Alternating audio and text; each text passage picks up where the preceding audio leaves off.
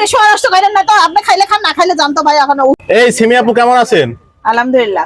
আপু আমি তো অনেক দূর থেকে আসছি হাঁসের মাংস আপনার এখানে খাবো বলে। হ্যাঁ, আপনার হাঁসের মাংস আছে তো। কত টাকা বাটি আপনার হাঁসের মাংস? 250 টাকা।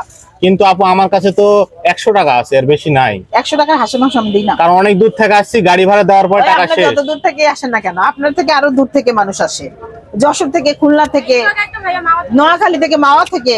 তারা যদি 250 টাকা দিয়ে খাইতে পারে তো আপনি কি হইছে? আপু আমি তো অনেক দূর থেকে আসছি, টাকা তো নাই। তো তারাও তো দূর থেকে আসছে। আপু মনটা একটু নরম করেন। হবে না, হবে না।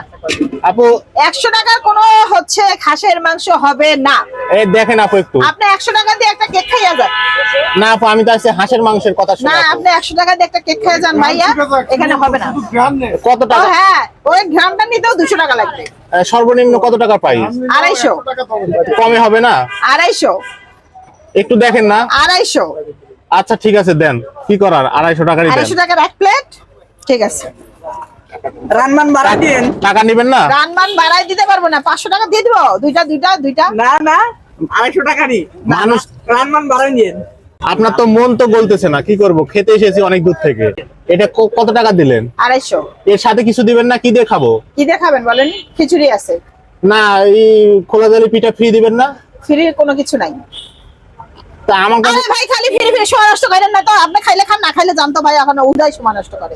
আচ্ছা দেন,